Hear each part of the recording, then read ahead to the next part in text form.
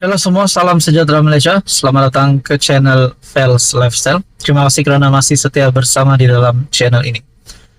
Sudah pasti sebelum ini kita dikejutkan dengan laporan polis yang dibuat oleh Isham Jalil ataupun bekas pemimpin UMNO bertarik 21 Mac yang lalu. Bekas pemimpin UMNO Isham Jalil membuat laporan polis dan SPRM menggesa ahli perniagaan itu disiasat berhubung pemilikan saham tersebut, di mana yang dinyatakan di sini adalah bekas setiausaha politik Perdana Menteri hari ini Datuk Seri Anwar Ibrahim. Namun apa yang dilakukan Anwar Ibrahim selepas laporan polisi itu dibuat? Perkongsian daripada FMT ataupun freemalaysiatoday.com, Anwar akan semak saham Farhash dalam high-tech padu. Perdana Menteri berkata, beliau akan mengeluarkan kenyataan selepas menyemak laporan daripada Jabatan Perbendaharaan bertarikh 27 Mac 2024. Perdana Menteri Anwar Ibrahim berkata, beliau akan menyemak dengan Jabatan Perbendaharaan Negara berhubung pembelian saham sebuah syarikat di senarai pendek untuk kontrak kerajaan bernilai RM1 bilion oleh bekas setiausaha politiknya. Anwar yang juga Menteri Kewangan berkata, beliau akan mengeluarkan kenyataan selepas meneliti laporan itu. Saya akan semak butiran dengan perbendaharaan dan keluarkan kenyataan, katanya kepada selepas majlis berbuka puasa di Masjid Ashabus Solihin di Kajang.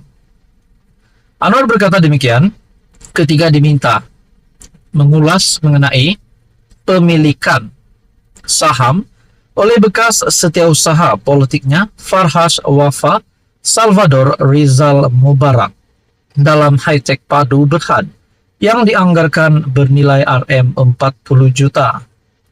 Syarikat itu sebelum ini dilaporkan di senarai pendek memperoleh kontrak kerajaan bernilai RM1 bilion pada 21 Mac lalu.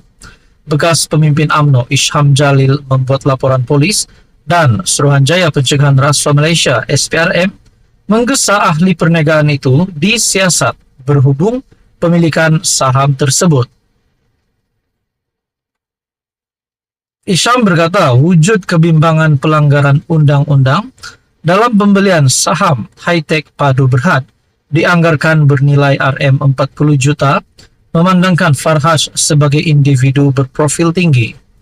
Pada 20 Mac, Farhash menerusi surat tuntutan LOD memberikan tempoh 7 hari kepada Isham untuk menarik balik kenyataan dibuatnya di media sosial berkaitan laporan bahawa beliau pemegang saham utama sebuah kontraktor kerajaan. Farhash turut menuntut Isham memohon maaf secara terbuka berhubung kenyataan itu yang disifatkannya sebagai fitnah. Isham bagaimanapun enggan menarik balik kenyataannya dan meminta Farhash mendedahkan dana pembelian saham. Pada 14 Mac, Farhash muncul sebagai pemegang saham utama syarikat itu selepas memperoleh kepentingan tidak langsung sebanyak 15,9%, 16,1 juta saham dalam penyedia perkhidmatan teknologi tersebut. Beliau kemudian menjelaskan saham dipegangnya dalam high-tech padu adalah melalui Rosetta Partners Sdn Berhad yang dimiliki bersama Sultan Kelantan, Sultan Muhammad V. Nah, saudara-saudara, persoalan di sini adalah sekiranya apa yang dinyatakan oleh Isham Jalil ini seperti yang dinyatakan oleh Farhash, di mana beliau meminta Isham untuk memohon maaf secara terbuka berhubung kenyataan itu yang disifatkannya sebagai fitnah. Kalau di sini Isham Jalil yang bersalah, adakah Isham Jalil boleh dikenakan tindakan sehingga mungkin boleh disaman oleh Farhash ataupun mungkin akan dikenakan tindakan undang-undang? Itu menjadi persoalannya. Namun akhirnya Anwar Ibrahim dalam artikel ini berkata Anwar akan semak saham Farhash dalam high-tech padu. Apa komen Anda? Sekian saja, teruskan bersama di dalam channel ini untuk info yang seterusnya. Halo semua, salam sejahtera Malaysia. Selamat datang ke channel Fels Lifestyle. Terima kasih kerana masih setia bersama dengan admin di dalam channel ini. Tuan-tuan dan puan yang amat dihormati semua, satu isu hari ini ataupun satu berita hangat yang saya nak kongsikan kepada anda semua. Dalam satu artikel daripada harapandaily.com, terkejut tahu Sultan Ibrahim masih teruskan tradisi ini walau bergelar agong, untung siapa dapat.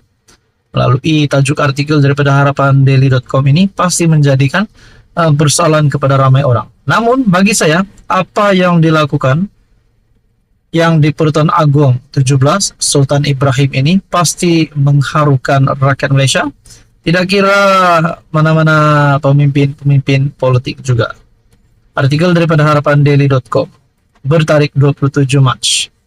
Dikala orang ramai kebanyakannya memilih untuk menghantar ucapan raya menerusi WhatsApp atau media sosial.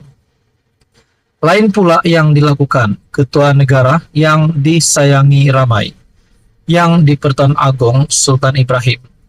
Baginda difahamkan lebih memilih untuk meneruskan tradisi, mengutus kad raya bagi menzahirkan ucapan Aidilfitri.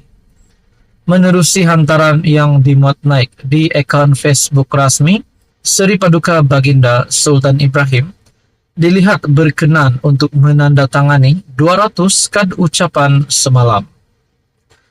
Seri Paduka Baginda amat gemar mengutus kad ucapan Aidilfitri secara tradisional kerana ia lebih mengeratkan hubungan antara istana dan rakyat jelata tanpa mengira agama dan bangsa. Selain itu, Seri Paduka Baginda turut mengutus kad ucapan Aidilfitri kerana ia bukan sahaja lebih unik dan istimewa, malah sangat klasik, kata hantaran itu semalam. Sejak dahulu lagi, Sultan Johor itu tidak pernah terlepas dari tradisi kegemarannya, yaitu mengutuskan kad raya. Pada 2018, Baginda sendiri pernah menuai perhatian rakyat selepas berkenan menandatangani 1.000 kad ucapan hari raya. Bagi saya, tonton dan puan yang amat dihormati, melalui tajuk artikel ini, terkejut tahu Sultan Ibrahim masih teruskan tradisi ini walau bergelar agong. Untung siapa dapat? Maksudnya untung siapa yang dapat kad ucapan raya daripada yang di Pertuan Agong Sultan Ibrahim. Bagi saya, saudara-saudara, ini pasti satu lagi tindakan ataupun keputusan yang di Pertuan Agong yang pasti mengharukan seluruh rakyat Malaysia.